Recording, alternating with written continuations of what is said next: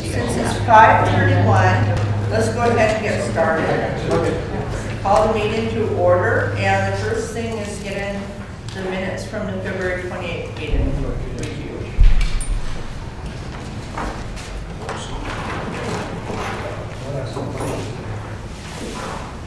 I move we approve the minutes. I second it. All in favor? Aye. And that passes. The next item on the list is public input. We have 15 minutes. Anyone for public input? I have something I'd like to say. Okay, Lynn. My name is Lynn Cameraman. I live at 21600 Southeast Scoop Road in Eagle Creek, and I wanted to share with the board something that I learned about your the title school under some of the board members' names. When I learned about that, I went to the web. I talked to Sarah. She had made the names, and she said she got the word school off the city website. We checked the city website, and she is right. They say that. So then I was at a council meeting or a work meeting with the council, and I heard the city manager, Bill Elliott, say that the school district and the library district were the same. So that got me really curious. So I went to the maps of the county and of the city, and they are almost the same, but they're not actually the same. So then I wanted to let the city know that there was a mistake, or that wasn't actually accurate. And so I was told to call Denise, and I called Denise, and she said she was going to talk with the city council about it, and she is, I think, doing that. And I checked with her today, and she said she's talking with the county and waiting for the county to get back, because because when you look at it up, the maps on the internet, on the right-hand side and on the lower edge, it's just straight. So it's probably unlikely that the borders are just straight. But anyway, that's what she's finding out. So you'll be able to have sometime your word changed to probably Estacada Library District or district. I would prefer it to say district personally, just. I would like that too. I would just like things to be accurate, and that's all. And I appreciate very much your representing me in the library. Thank you. Thank you. My name is Johnny Reynolds, 21755 South Scoop Road in Eagle Creek. And I would just like to add, since Lynn did not make that point, that the woman at the county said there is absolutely no relationship between the school district and the library district. The one was not derived from the other. They are unrelated, so that even when the borders happen to match, it's coincidental. Or, having to do with topography. Yes. Yes. Well, I went to the Estacada meeting downtown there a couple months ago or a month ago. My question is, how much does the city of Estacada take for the library? From the library funds? And is it documented? Or is it just a big slush fund and the city just takes and grabs what they want? One of the council people at the city there said it's approximately 20,000. Another one said 30,000. So how much is it? Okay. Looks to me, this is to me, this is my personal opinion, it's a fabrication of lies. I don't know how else to put it. That's what it looks like to me. It's like a slush fund, it's like a milk cow, whatever you want to call it. So how much does the city really take? You have this money coming in, and it comes in for the library at a certain part of the year, and then later on more money comes in. Is it documented? That's number one. Okay. Also, 85 to 90% of the people that come to this library live outside of the city. And they're the ones that fund the library, whether people realize that or not. Yet the city, the way it was situated, is run by, the library is run by the city, and yet between 85 and 90% is paid for by the people who live outside the city. So I think we need more representation, which of course I'm bringing it up to the you people, but you have to go through the city to do that. So if you've got 10 people, 8 of them should be outside the city, 2 from the city. But the way it looks like to me, it's 4-to-1 here. It's the other way around. And why is the city trying to do away with the library board? The library board is the people that are the public, are the ones that put in the good input, that give the advice to the city. It shouldn't be the city controlling the library board. Am I right or wrong? I don't know.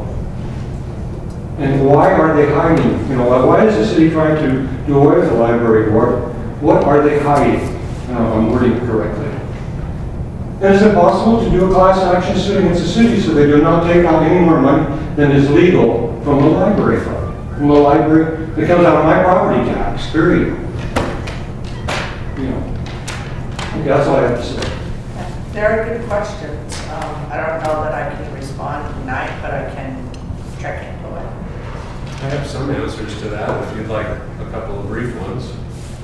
Would you care to address them? I'm just not sure we should respond tonight, or if we should Okay. take time and then respond to, where we can really have time to put it together. Sounds good. Because I do agree they're a good question, and I think there's good answers to at least some of them.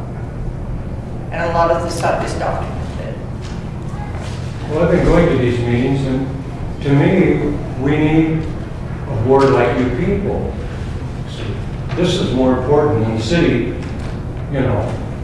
I call it scamming, call it whatever you want.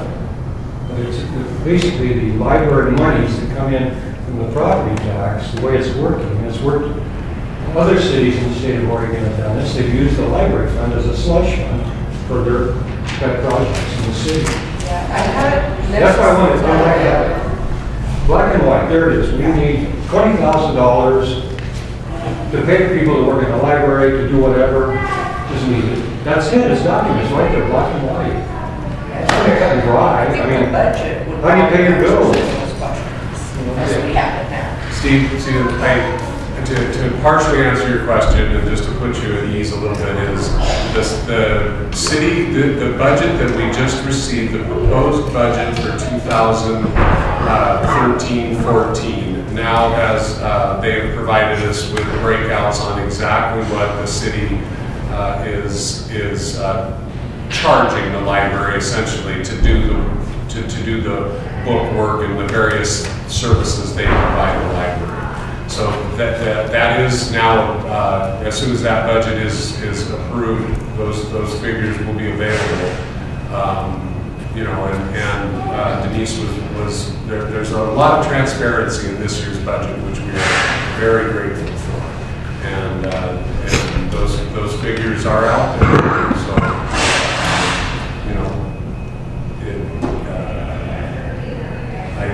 I think that things are moving in the right direction from not knowing exactly how much that was to having a very definitive amount. And we'll know exactly what that is once the budget is approved. And that is one of our big goals, is to try to be as transparent as we can.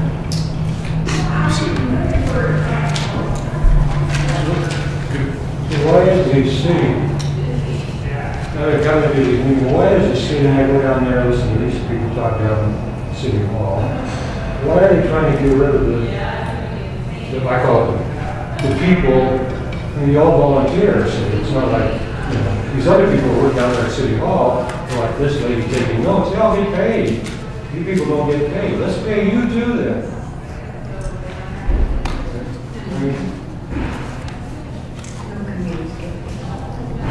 I guess the only volunteers that get paid is if you live in Canada. Because the volunteers in Canada do get paid.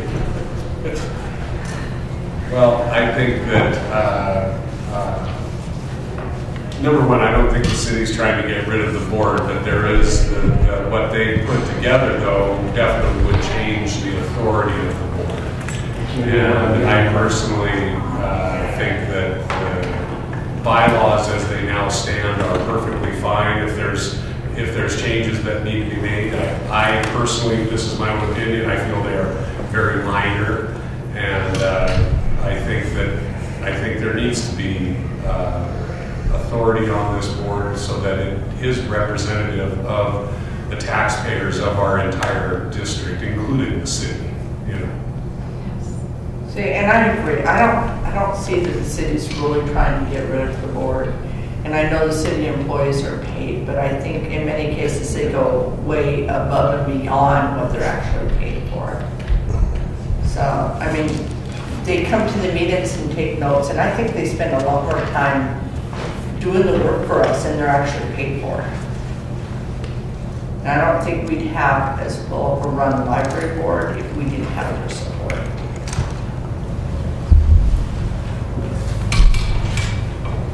Okay, well, let's move on.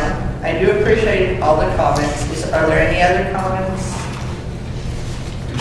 I'd like to make sure we have your questions that you had, make sure that we have them in some form so that we can address them. And I've got them written down here too. Great, thank you very much. I just want to make sure we're able to know what you ask and get you answers to your questions if possible. Yeah, and we will get those by the next meeting. Okay, so let's go on from that and to the director's report, Michelle. Okay. Thank you, Suzanne. First off, is there are there any questions about, I have it listed out here when I'll be discussing the expense and revenue ledger and library stats and other statistics, miscellaneous statistics.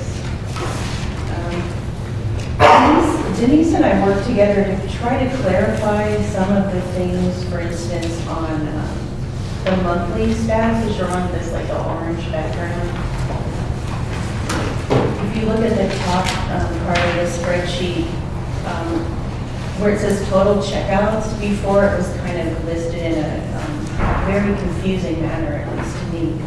And so we've broken that out so it's more clear as to which things are which. Cert desk, library to go, self-check, and then total checkouts. They're delineated by the double lines. And then also on the expense and revenue ledger, we clarified some of the wording. I think one of the items was about miscellaneous minor equipment purchases. To me, the word equipment sounded like heavy machinery, and when we're actually just buying things like furnishings. So we changed it to equipment and furniture on page 2 of the general ledger. And that's it. I think that's it.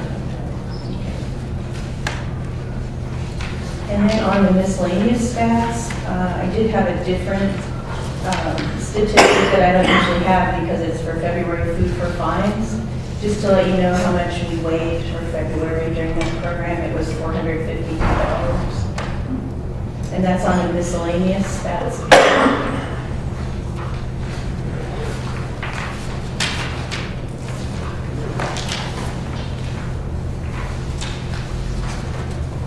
If there are no questions about that, I'd like to tell you about some of the recent and upcoming meetings and visits that Amy and I did and that we're going to do.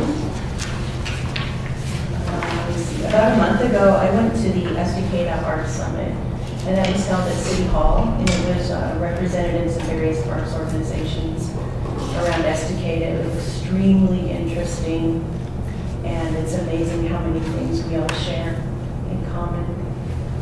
Things such as attendance and getting the word out to people. And there were a couple of task forces that were formed in order to address some of those issues. And it was great to meet more of the people on these groups where I mostly knew everybody already. Another thing that I did was I met with the Oregon City Friends Group leaders. It's Linda and Preston Bob. They are two of the most amazing people I think I've met since I've been in Oregon. They are very, very active in their friends group in Oregon City, and I only talked to them for about 10 minutes, but they just simply radiated passion for their friends group. And they are extremely gracious and friendly and open to meeting with Jane and I at some point when we want to talk further about the friends group. And that's going to happen in April. There's some people that will be out of town and won't be able to be there. I also have joined a friends listserv, so that's like an email group that comes to your email to get more information about friends groups and forming them. And what's great about these things is it's active groups all over the United States discussing specific topics about fundraising or having sales, or how do they handle specific issues like contracts and money and banking. So I'll be sharing that with Jane as we move ahead on that project. Another thing that I do is there's a monthly safety committee meeting with the city, and I speak with a part of the group of other departments, other city department heads. And the main charge of that group is to make sure that the safety issues in the library and other city agencies are well looked into, and that things that we should have, for instance, that we have. There's a couple of areas that we may need to look into in the future, such as getting a defibrillator for the library. And so next month, April, the city's representative from their insurance company will be meeting here. And we're going to go around the building and look at, some safety issues and see what we might need to do. Annie is continuing with her school visits. She went to the Eagle Creek Elementary to try to promote our Reading to the Dogs program. And she went with Brenda Thrasher and Cruz, their therapy dog. And I have a blog about it on the website, and a picture of Annie, which is a really good picture of her with the dog. She and Lori Bailey also attended a workshop in Salem for summer reading to get the librarians and assistants ready to present that. It's one of our major, if not our major program every year. Annie and I are attending the Washington/Oregon Library Association Conference, and that's in Vancouver, and that's happening April 25th and 26th. So that's a Thursday and Friday. Any questions about that? Okay, and just for your information, we are now selling flash drives in the library. It's been something I wanted to do for a long time, and Sarah has been on the lookout for lower prices on these. So right now we're selling an 8 gig hard thumb drive for $7, and our cost was $6. So we're only going to make $1 on these, but it's been something that occasionally is asked for, but it's such a good price, and it's such a neat thing for people to have, if they're in a pinch at their computers and need to save their documents. So although we do have one that we let people use, it's good if they can purchase their own. So we did have a little bit of vandalism to the building. Unfortunately, 2 Saturdays ago, I think it was Liz, arrived to find that the lockbox was torn off of the front of the building. It was just taken off. I don't know how. So Sarah and her husband really sprung into action on that, and Sarah had to come out and let Liz in. I thank her for that. And they were able to come up with a short-term solution by borrowing a lockbox from a Craig's company, so we could use that in the meantime. So thank you to Craig for that. And so I do have a lockbox here, and we did a lot of research on this to try to get one that was a little bit more user-friendly than what we had. And this one, there's some features, I don't know if you want to look at this first, and we can talk about it. We really need to get one out there though. And Craig, if you would not mind having a look at this and seeing how we can mount it. I think what we need to do, and actually this was Sarah's husband came up with this idea, is really to mount it on the studs or something, and have a metal plate with some really hardcore screws. What are they called? Anti-theft screws. And so we do have a stud finder in the building, so if Gary said he could install this. They're usually, most of the time, they're screwed from inside the box, so that, once you lock the box, nobody can remove the screws. So somebody, when they took the other one, the other one, either the screws weren't into something solid enough, or they had a very big hammer or something to take it off with. That's kind of crazy. But I'd be happy to look at it. I think, if it, it's something shouldn't wait, you know, I think, you know, if you feel you have the right thing, I think we should. Yeah, I just want to move forward. I mean, how much are we talking? It's $130. Yeah, well, if that Yeah. provides the security we need, I don't. Actually, it wasn't even it was last Saturday, I think. It was just last Saturday. It was just last Saturday, so not a lot of time has passed. Not much. has Yeah, I'd be passed. happy to help you with Okay. whatever you need to get that going, and I just think that, I mean, I have no exception to you making the Okay. purchase, you know, let's get it out there so you can use it. Yeah, we definitely did. And I guess the other part of that is that we've been trying to see about rekeying the electric doors. And I called the door company and a local locksmith, and they're both saying, we can't do this. So, yeah, plan B is the lock lady is gonna come back and tell me, she's doing a little bit more research on it, but it has to do with the cylinder is wired. She took it apart and it's wired, and it needs a certain kind of lock, and it won't let her make keys for it. It won't allow that. So I think in order to get into the box that was stolen, someone would absolutely need a bomb. I mean, that thing was, you practically need a chain. I don't know how you would get in something like that, Right. a blowtorch. So I'm not like really worried that someone's going to come in and do it, but I still want to get it changed. Yeah, I mean, Yeah, and it means the alarm will go off if anyone comes in. They would have very little time to do. you need to contact like a storefront, somebody that does commercial storefronts, because that's kind of what that is, or a commercial lot. Okay. But If you have any ideas, because we just had sort of one person that's been out here before, and I'm not sure who to call. Let me see if I can come up with Okay. a couple suggestions for us. Thanks. And the only other thing with vandalism was a window screen down the hall was ripped up, and Gary fixed that. I don't know how things like that happen. It would have to have been during the day or when during a party or when we're not here, but just wanted to let you know that occasionally those things go on. So about the book sale update, I've been talking I talked to Mary at Whitney Signs. I think it's real important to have something on the building, and I was trying to think of ways, and Joanne and Sarah and I were trying to think of ways to get that out there. So we initially talked about a banner, and I got a quote, and it's really high.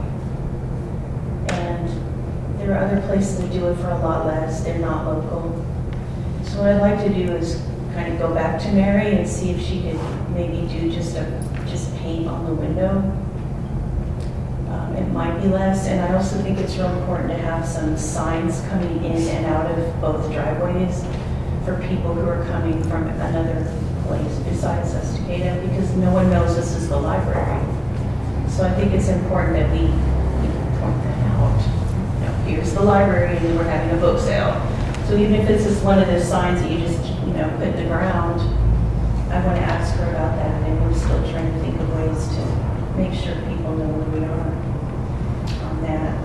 What about getting I know they're not inexpensive, but getting a couple of like A-frame signs, that could be put by each driveway, and something that could be repainted or, redone, so that as we have events, that we pay once for the hardboard and the boards themselves, but then it could be, maybe Mary knows if that can be done or not, but then we could repaint it, say we have summer reading program or something, then you could have it repainted, and it wouldn't be quite, there would be a larger initial expense, but then we could reuse them. Well, if you don't have the dates, you could just have book sale, and then you could have another set saying summer reading, but they're about $300 a piece. Well, the upside to Mary's signs, I'm sorry. No, The upside to her signs were that the letters are peelable. So the part that you don't use, you can take off, and then the next year you put new ones on. So we could designate any of the bids to be peelable. It had our logo. I brought it. It had our logo, and But I think the cost is about $160 with a discount. And I would really like to support a local business, but I don't want to, you know what I mean? And do you feel the same way? That's a lot of these It's a lot. books. It's a lot, and it looks beautiful.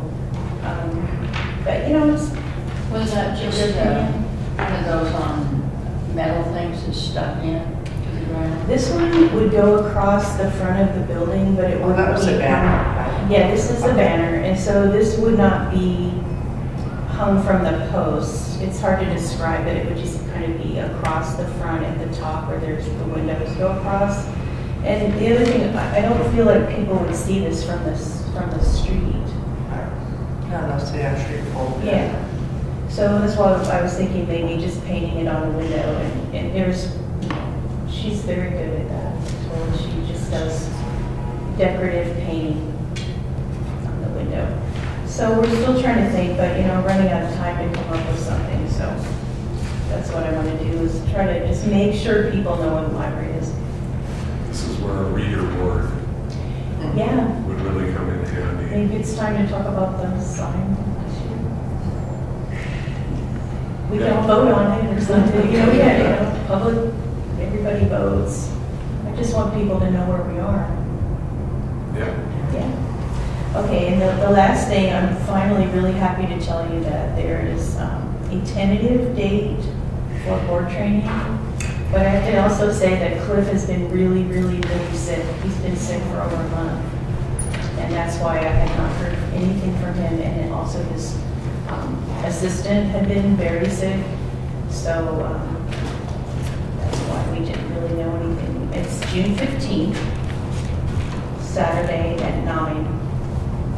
So don't mark this in stone yet, because he's at home, working at home still, and he's not back at work. April and May were completely out for him. He's just really doing June 15, at what time? 9 o'clock in the morning till about 11. Would that be your? Yes, here in the library in Florida, and it could run until 12. We just need to talk again. Great. Thank you. Yeah. That's good news. Nice. Yeah. That's all I have for my report. Then let's go on to old business. We discussed this unofficially at our budget workshop, but we have a recommendation for the librarian, Annie, and would someone like to make a motion? I so moved that we hire her full-time. I'll second that. All in favor? Aye. So this will get us back to 2 full-time librarians again. Thank you. She's thrilled. She's really excited. I mean, she's great to work with. I think she earned Everybody will enjoy the it. spot. And I think anything we can do to get a service in the library will come in handy. Yes, yes, we do now, but it'll be better, even better than it is. Okay, we're going to move on to new business, and the first item that we've actually added since this was sent out is for a funding request. So Michelle will tell us what the funding request is for. Okay, so back in January, I had submitted to the Literary Foundation a request to fund 6 public computers. And after talking about it with Annie, we decided that since the foundation had donated the funds for the new furniture and area rug and lighting, it just didn't quite seem complete without also replacing the computers there. So I would like to withdraw the request for 6 computers and request 2 computers for the teen area. And just some further info on that is, in our budget, we have enough money to purchase 4 computers for the adult area. And I'd like to use that money to do that. So I would spend what's left in that budget line for 4 new public computers and request funding. It would be $2,694 from the foundation for 2 in the teen area. And another reason for this is that I would like to ask the foundation for other things related to children's services. You know, there's a couple of requests that Lori Bailey has that would help her out a great deal. And we also have a need for some kid computer upgrades of our educational computers, so that would come later on. But for now, this is the plan. And so I wanted to bring it to the board so Suzanne could sign off on it, and I will get it to Linda as soon as I can. Which line item would that come out of? Equipment and furniture or equipment maintenance? That's under minor equipment purchase. Equipment for, yeah, that's a, Yeah, Which one yeah, is it? equipment and furniture. and we have $5,038 in that line.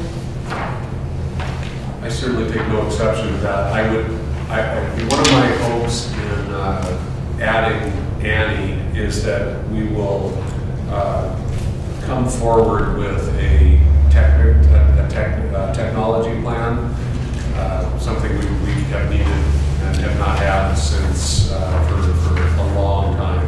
And not only do we need it for our own library's purposes, but we need it in order to go to the foundation and ask for money, because basically that's, if I understood it correctly, that was that they are ready to fund the multiple computers that you requested. They just want to know what our plan is for what's our schedule for replacement, where are we going with things. So I'm hoping that we will, with the addition of a second full-time librarian, we will have a technology plan, a building maintenance plan, come forward with, we still have no strategic plan. I went and looked, and the survey concerning the library was put out in June, and still don't know even what the results of that really are. I'm hoping a lot of these loose ends will get tied up and moving. We just need to get them implemented so that we have these plans in place. But I certainly take no exception to spending money for the computers for the team area. Well, actually, when we discussed the budget, we decided that we would do $5,000 a year. So And that would we're- replace about how many computers a year? About 4? No, I'm sorry, we were gonna do 5 a year. Okay, We're 5 gonna replace computers. 5 computers a Okay. year. Which is So- fine, but that still doesn't constitute a technology plan. We need, these are all components of our library that need to be in place, in my opinion. Yeah, I understand It's that. not I just guess my I'm- opinion, these are very OLA and ALA standards to have these things. Well, I can make a spreadsheet if that's what's required. I mean, I've seen various things. We were just gonna do 5 a year. That was the plan. We're gonna replace 5 every year. I think the advantage, and like we said, doing the spreadsheet, is you know which 5 you're going to do each year, so that you kind of go through a rotation. Okay, I have And you seen may various have that already. versions. Yeah, I've seen various versions of things like that, so it seems, yeah, I can take care of that. That would be good. We don't want any of our computers getting sold, we can't really use them. Yeah, I mean, I think what I would do would just, as far as I could tell, document when they were purchased, when they were placed. I don't know how much they would cost. The things that came before I arrived here, I don't know what the price was. So yeah, that's something we could track now, since we do know what we paid. And I that can ask. changes. I'm sorry. That changes anyway. But just to be able to document, well, this year we bought 3 and it cost X amount of dollars, so. All right, so. Any? Yeah. Wait, what?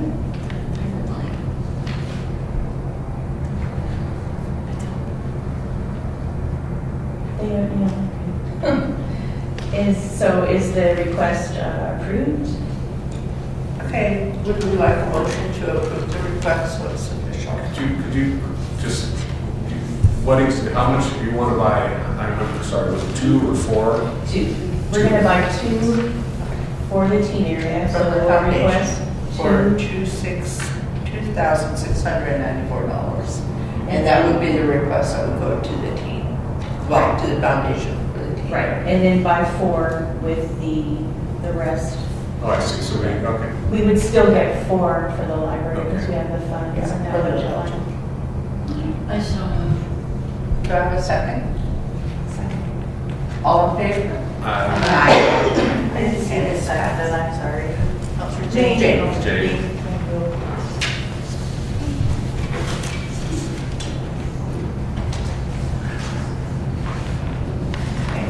So let's move on to the next thing, which is Oregon Passport Program.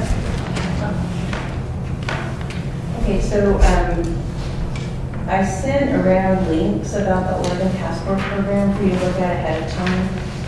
So I'll trust that you were able to do that and then just give a little bit of background. So basically, this is a statewide program. It's called the Oregon Library Passport Program. And what it allows is for patrons across the state to use other libraries. Say if you want to go to the coast and check out books, you normally wouldn't be able to do that. The passport program allows you to do that by showing a valid library card from the place that you are already living, where you have a link card. You could go and get a card for limited amounts. And it's 5 items, 5 holds, and 5 checked out items, 3 holds. if you have 5 overdues, though, if you get a certain amount of 3 overdue, that's why it's 5, 5, and 3. If you have 3 overdue items, though, you would be kind of capped at that, and then if you go over that, your privileges would be revoked. Everyone in Clackamas County is going to do this, all the libraries.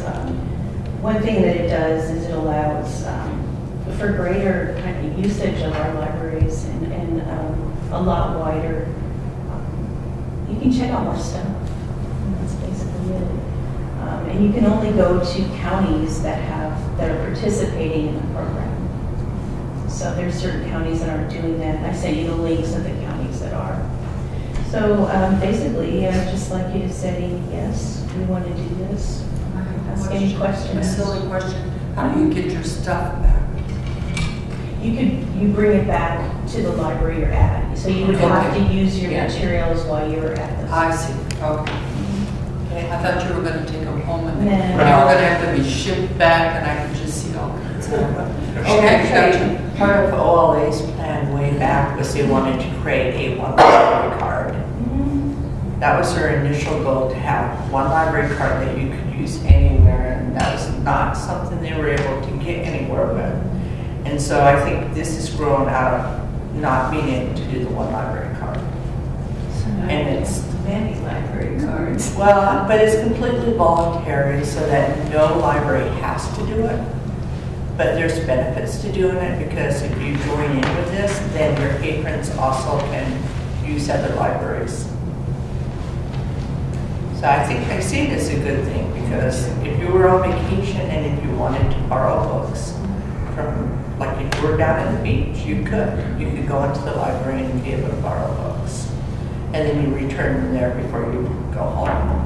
And people could come here and get one from us. I mean, that's where our part also comes in, is that we would need to offer our materials for somebody visiting from someplace else. But then they still have to exist within the parameters and rules that we set up. They need to bring it back and don't have more than 3 overdues. There's I think some places will see this happen more than others. Places that get a lot of visitors, tourist areas. I'm not sure that we will, but it's good to be part of the program so that our people going somewhere else can take advantage of it. I move that we approve. Membership in the Oregon Library Passport Program. Second. All in favor? Aye. I really do see this as being a very good thing. Absolutely. I think anything that gets the citizens more access to books is a good thing. And do have a lot of people who come out during the summer and go camping. And work here too, there's people who come and work in our area for a few months at a time, and if, they have to get a card if they can. Sarah, does this affect the camp host? Will they be able to get one of these, or is that a whole different thing? Only if they have existing library cards or They'll not. have a passport, Yeah, so they'll have they to don't be have in a participating library Yeah. already. So Still, though. Otherwise, we do have different standards for intent. we may still have the camp host and the ranger cards, but, you know, our goal is to get everybody to be able to use our materials, so it's a positive thing.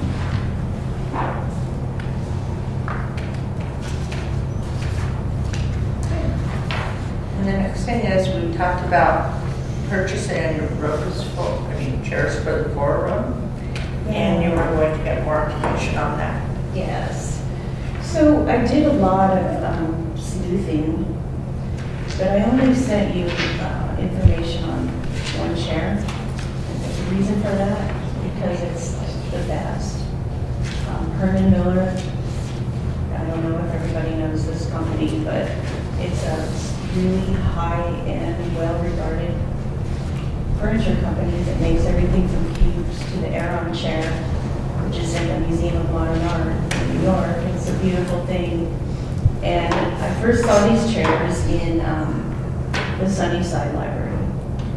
And I was able to sit in them and look at them, and they're just very well done. At first I thought there is no way in the world that you could be able to buy these chairs, because they retail for $273 a piece. But I called the Pacific Furnishings Company. They deal with a lot of government agencies, and was able to get a quote. We can get 52 chairs for $5,546, which is astounding. And that is an amazing price, because at full price they would be over 16, between 15 and 16. I figured it for 60 and I figured it for 52. So What are they hard surface as opposed to? they are plastic. I have actually printed out the. I didn't get a chance to look at that.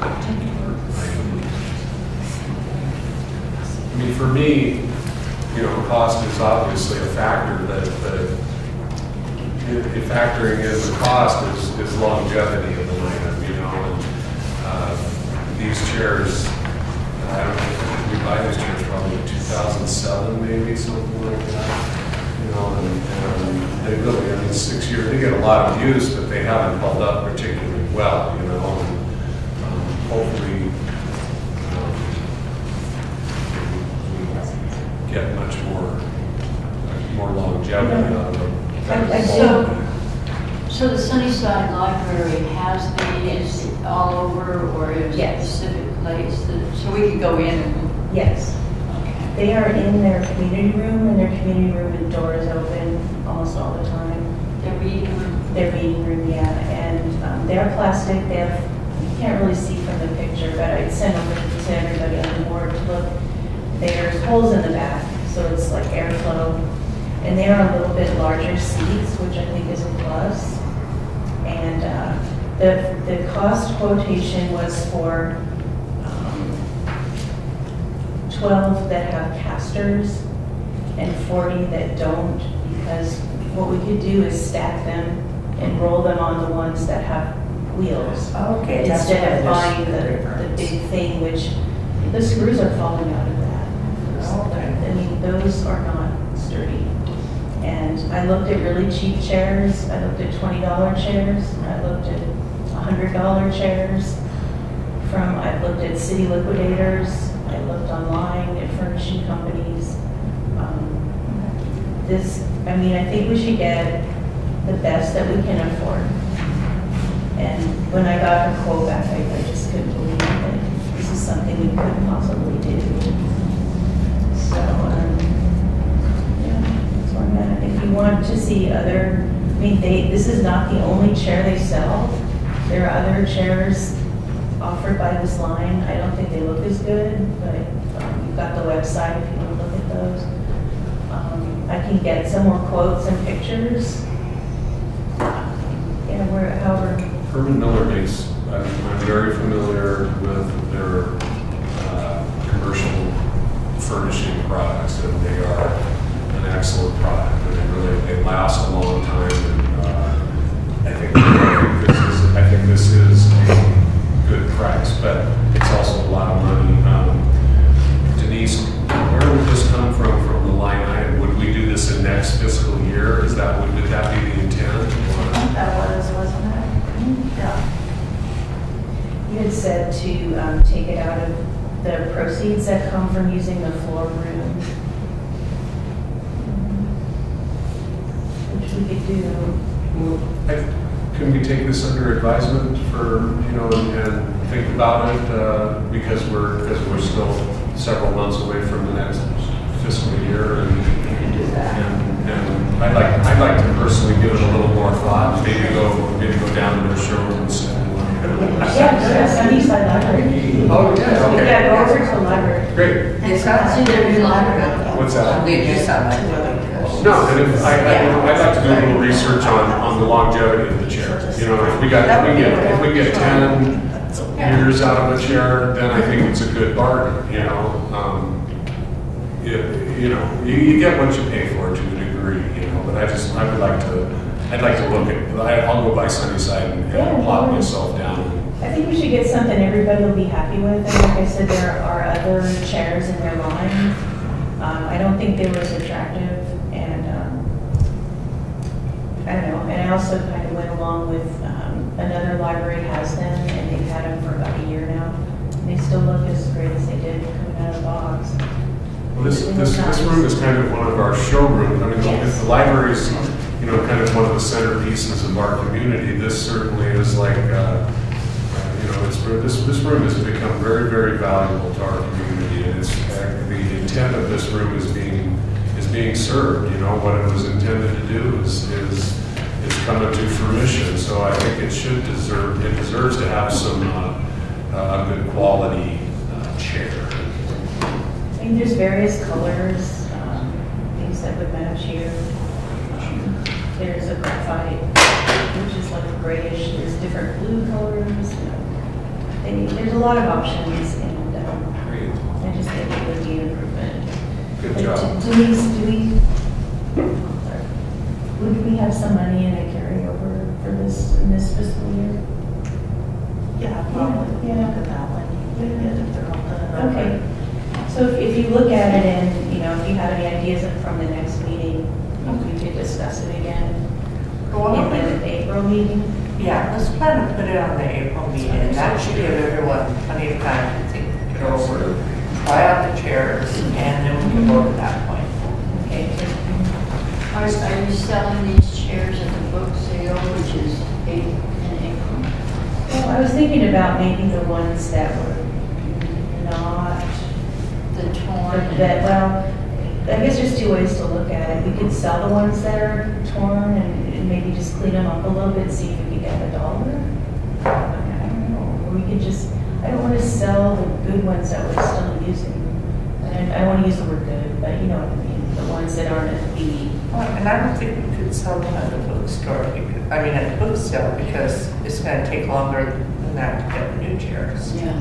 But if we sold, but we're not using that many. I mean, if we sold sort of 10 of the worst ones, I think we'd be okay. But, yeah. Is there a lead time on production, or are they? There is, yeah, it's 3 weeks. 3 weeks. Yeah, it's 3 weeks. Yeah, we don't want to leave you short on chairs, but at the same time, it's time. Yeah, and I think we could sell some of them, because we aren't, by the time summer reading, that's when you really have to worry about having chairs, is for summer reading, because we get the rec com and reading chairs. But that's not until, I think I remember last year it was full. oh gosh, yes. 2 shows. It was fun. And do we have a progress report on the Friends of the Library? No. Doesn't happen, other than the meeting that Michelle talked about. We are planning to meet with a couple of our city friends, and Michelle's gathering information from the email. What is it called? A listserv. A listserv, okay. She's gathering information, and I'm talking it up in the community, so you guys do the same thing. We don't want to move too fast because we kind of want to have everything, all the ducks in a row before we commit ourselves. But I think every library has its own personality, and I think every friends group probably has its own personality too. It'll happen. So we're going to have a sign-up sheet at the book sale so that if I have someone's one. interested, okay, so they can go ahead and sign up. I have a flyer out that was at the volunteers meeting, just telling people that we're forming one. So the flyers are out. The instruction from the flyer is if you're interested, just sign sort of our sheet of interest. And it's at the circulate, it's behind the circ desk, so people don't see everyone's phone numbers. So that's there. And one person has done this already. I'm delighted to say. It's nice to hear. And do please talk about it. The best way for us to make things happen is to get positive vibes from the board. And I'm asking you to please do that. And it's just super important to speak highly of the library. Super important. That's not that hard to do. Is the strategic plan done? I am almost done with the first draft. So what I'll be doing is sending it around as soon as I can. And I think there's probably going to be another meeting after that, right? With the. I don't know, did we switch from? Okay. This My brain was on the plan. friends group. My brain was on the friends group. Yeah, I think we had talked about maybe having another meeting with the, on the strategic plan. We will, because there is a committee in place. And, yeah, there's a committee in And the place. friends should tie in, I mean, should be a part of the strategic plan. Yeah, it's all down, it's down, it's all down. Yeah, I It's think down. it is too. Yeah.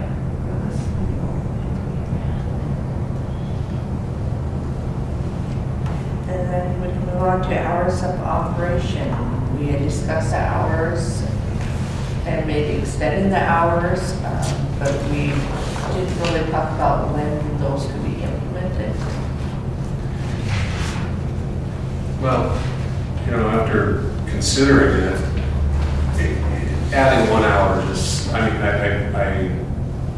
I like the consistent opening time, and that is, I have no exception, take no exception there, but adding just a single hour is to me, isn't really adding any hours. I mean, it's one. We cut a total of 16. We now have a fairly, our budget seems to be stabilizing, and we seem to be, it seems to be starting to fit within our actual income, the amount of money that we bring in each year. So, I don't want to overstep the bounds, but I just don't see it as 1 hour as being much of adding hours. So I would like to see, number one, I would like to see the weekdays all opening at the same time. I don't see why Friday has to be an exception. We only have, you said it's because of your staff meetings. Well, that's once a month. That's not 4 times a month. And I've done a very informal survey, but I've spoken to probably 20 people in the community about which would they rather have. Would they rather have a librarian at the reference desk, or would they rather have the library open? And so far, I haven't had one person come back and tell me they'd rather have the reference librarian sitting there as opposed to the more hours. So I personally would like to see somehow splitting the difference between restoring the full 16 hours of service, which I don't think is prudent given the budget until we see how that goes over the course of a few years. But I would like to see us come up with,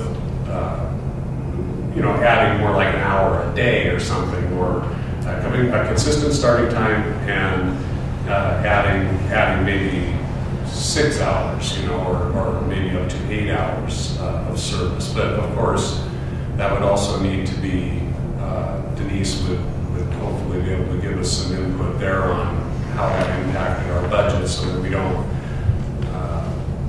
overstep our bounds and have to cut hours later. Because that's I don't think we want to yo-yo the community around, But that's my own thoughts. Denise and I actually discussed that, and moving it to 51 is not going to affect it that much.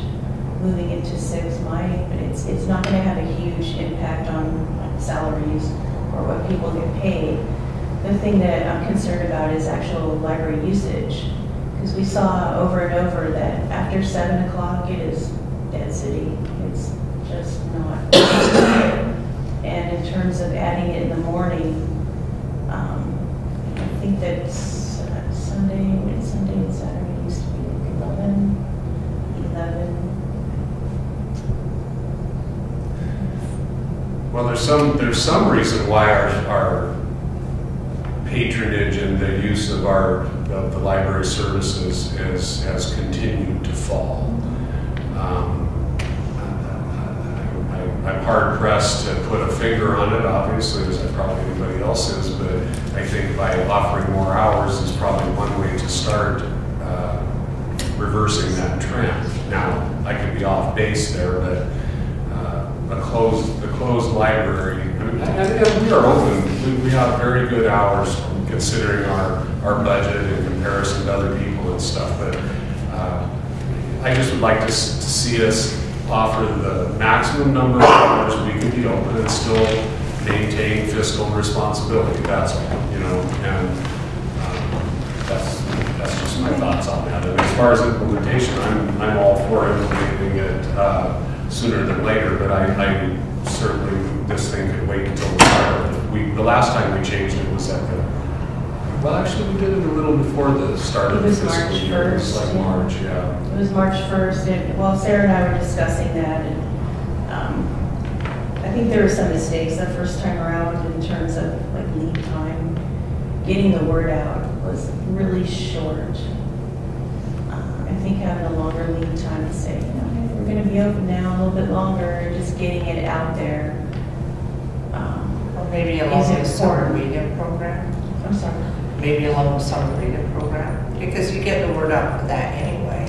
Yeah, well, one thing we talked about was just that possibly doing it at the beginning of fall, just because people are going back to school. Yeah, summertime, possibly July 1st, beginning of the fiscal year. It's just kind of when things are changing. It's like, well, what can we do when things are already going to change? And it seems like when school's out and when school's in, those are two times when things are changing. Well, when school gets off in the summer, they lose the school libraries. And then they don't really have the need for it except when they come in to get their summer reading stuff. And you all had asked for just an idea of some of the things we would need to change in order to get the hours changed in various places. We need to change the website, which means we just get Rochelle.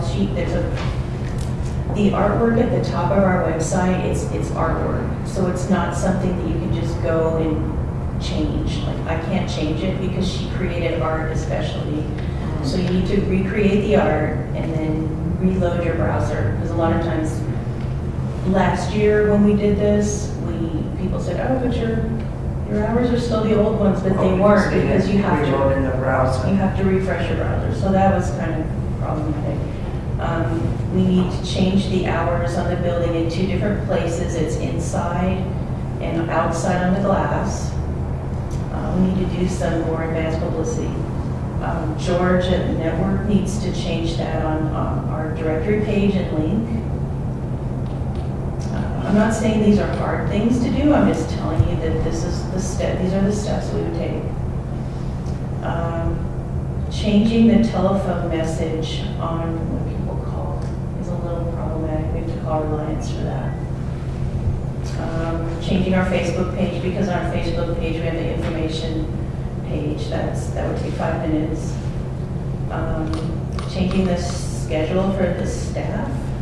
That would be a little more, but like I said, nothing is difficult. It's just doing it. And there are a number of things involved. Do people visit the library in the summer when there's more daylight? Yes. In the evenings? We have more people in the library. No, there's fewer people because it's great outside. We have incredible summers. The people that are here at night are on the computers, and that's fine. I don't think, I just don't feel that it should be dictated strictly by when you have the most people. Obviously, that's a heavy consideration, but I think it should be dictated by how to best serve our community. And some, to me, what that means is consistent hours and some morning hours into some evening hours. And even though those evening hours, maybe there's only a handful of people in here, but you are still serving members of our community that maybe that's the only time they can get here. And I'm speaking in broad terms here, but I look at our hours now, and I personally I'd like to see like 10 to 7 Monday through Friday, and then maybe 12 to 5 Saturday and Sunday. If those are slow evenings, but that would give you 55 hours and would put us. We're at what, 50 hours now? Is that correct? Yeah. But I think maybe we need. I'm not sure I've given this enough thought, to be honest with you. And since there isn't any sort of, it's not like the chairs where they're going to start collapsing, so maybe we need to give it a little more thought and get a broader board feel about it, about what the board and the community feels about the hours. I've talked to a few people that certainly 20 out of 18,000 is a pretty small selection. Well, it is a question that was on the survey, and certainly want to go look at that and see. Most people would like us to be open 24 hours, and that's great. But I would think that New York Public Libraries are. But sure, I think we have to reference the survey to see what's going on with that, and also. I think only PSU does it 24/7. Yeah, for students, that's only in finals week. That's not all the time. Yeah. Yeah, I think internet access too, and we're seeing the rise in the e-books and being able to order materials online and stuff. I think it's really kind of changing the whole dynamic. So I could be way off. I don't know. I just would like to see we have this beautiful building. We're paying for the electricity, heat, and so the utilities and whatnot doesn't really impact whether we're open more or less hours. So I would just like to see us get the building open as many hours as is reasonable while still maintaining our budget. There are a lot of ways I'd like to use the building that we're not really using. It's maybe slightly off topic. I was just talking to Jane about, for instance, the floor room is here, and a lot of times it's not used, and I'd like to see it open. This is where a friends group would really help us out, is having this be like an open room that's a little more casual in terms of food and drink, and having the tables out so people could have their laptops in here. We have Wi-Fi access in this room, so why not just open it up maybe a certain time every week, just open access, where you can be here with your laptop and have coffee in here, and open the door. And we would need someone to sit in here though, because we're so far away from the main part of the library, somebody would have to kind of be in here. But if we said, open hours 3 to 5 every whenever, so people can just and not have to be quiet maybe. And Really good job for all Here's I have the library survey results here. Question number 7 was, if more hours could be added, when? And the choices were morning, evening, Friday, Saturday, Sunday. And of course, I have nothing to reference how many respondents there were, but the weekday AM, adding time on the weekday mornings, there were 9 that were supported that. Weekday PM, there were 20. Friday and Saturday evening, there were 34. Friday, 27. Saturday AM, 18. Saturday period, 35. And Sunday, 30.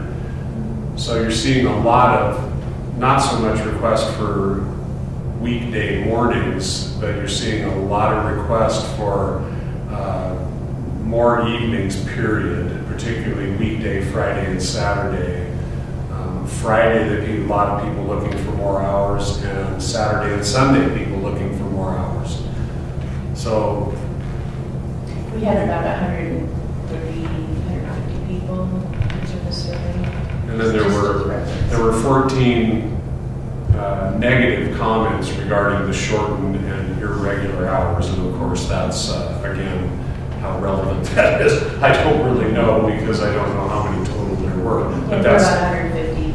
yeah. Well, then 10% of the comments then were negative about the reduced or irregular hours. So I think it's an issue that I think you explaining how many things have to be changed, even if they're minor deals, but it is a lot of things. There's a lot of effort that goes into changing those hours. So I'd like to give it a little more thought and make sure we're getting it right. These aren't difficult. I didn't mean, No, just to be no, clear, no, these no. aren't difficult things to do. It's just that they have to be done. Right. There's a lot of there's a lot of You have to think steps. about it. Absolutely. And you don't want to, like Craig, you know, we don't want to yo-yo. We'd rather have Yeah, it set what we're going to do and then change it. Agreed. So I just move that we table the motion till next meeting and continue to give it some discussion and thought. And you know, we could always stick up a survey monkey thing on the net. Just again, that's like, we need to make sure that people that aren't internet savvy have the chance to answer a question like that. Maybe we just say, we are seriously considering redoing our hours and just get it out there and get more people to respond. Or maybe having it at the desk too, so that if someone doesn't have computers at home or they're not internet savvy, they can still fill it A out. paper survey plus something online. Yeah, and if we change them, I want people to come. I want Yeah. people to come in, take advantage. I'd like to Because see that would an be a increase huge in change. usage. You know, changing the hours in a radical way on the weekends, that is going to be serious. So thanks, we'll just reconsider it next month. And let's move on to then the use of the small conference room word. Yeah, that's kind of a problem that we don't have anymore.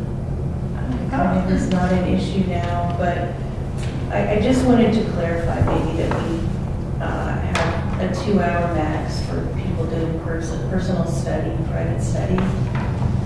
So I really just added, however, if the room is not in use or not scheduled, it can be used on a drop-in basis or small group meetings. The room may be used for private study a maximum of 2 hours a day. So we can add that on. And it's on the website. It's not a policy. It's just something that we explained. Is it posted in the room? No, but I can do that. It's on the web, and everybody at the desk should know that.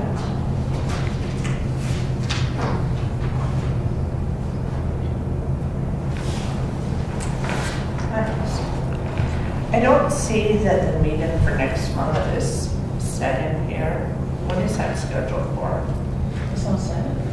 Well, I don't see it on the agenda.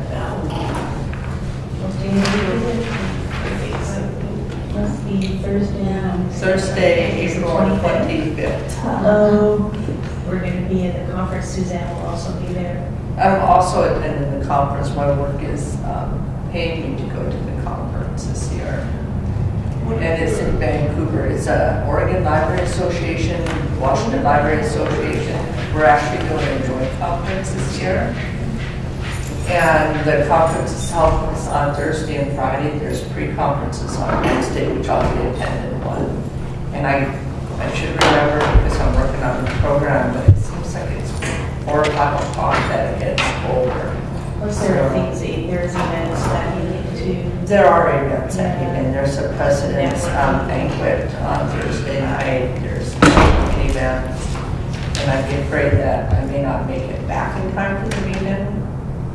So I'm wondering if there's something maybe we can do. Would it be possible to move the meeting to the Thursday before or after? Sarah just wants to get the calendar. Oh, okay. I can go to the one after, but not the one before. And I won't be here the one after. But I could do the one before.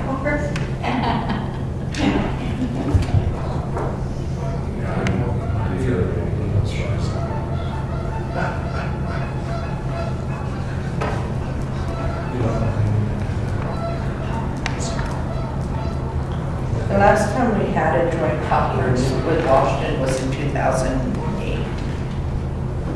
So we do it every 2 years. But that's it just gives you a pretty broad picture. Like I said, it's a huge conference. I think there's probably close to 800 people attending. That's significant. And they have a lot of great programs.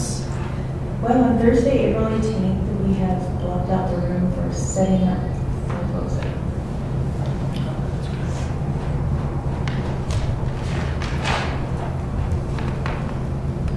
And then 2 weeks, that seems kind of quick.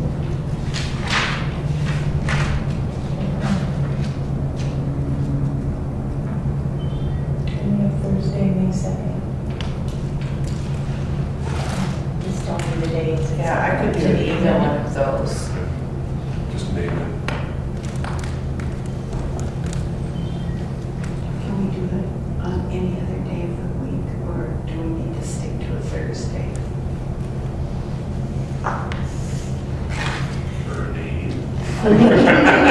I'm looking your way. Possibly Tuesday night or Friday night, possibly. Maybe Monday. You've got way too much. Tuesday the 23rd, Berlin? Huh? Tuesday the 23rd, do you have that open? That would be keeping it in the same week. Yeah, that'd be good for me. I could Which do that. one? The 23rd? April 23rd. Yeah, I think so. Okay. So let's plan. Yeah, 5:30, great. 5:30. So let's plan on April 23rd at 5:30. We want to be sure that's posted so everyone will know to come that night. I would not want anyone to miss a meeting. I'll make sure it's in, on the web. And it's in the book right now. Great. Thank you very much for being so accommodating. So I really don't want to miss a meeting. Okay, we are to president and trustee comments, and as we just discussed the conference, I'm really looking forward to it. I always learn a lot from it, and it's a great event. And this year promises to be a really good conference. And I appreciate everyone coming to the meeting tonight and taking your time to be here. And I really appreciate all the input that we got tonight. And thank you, and I will see everyone next month.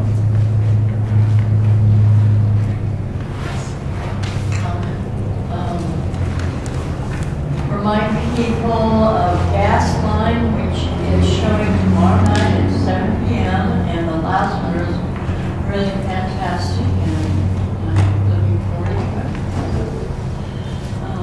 We had a good meeting and are making progress. I'm happy. And whoever wants to go next. Well, I'm kind of glad we're revisiting the hour of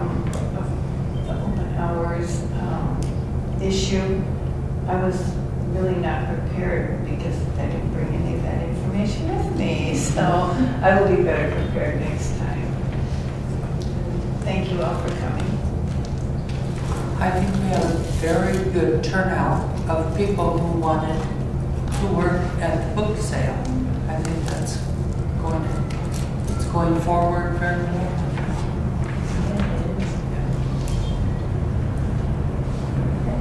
Thanks everybody for coming. Really appreciate it. The way it works best is community involvement. So thank you very much. The meeting is adjourned. And I will sign and get it.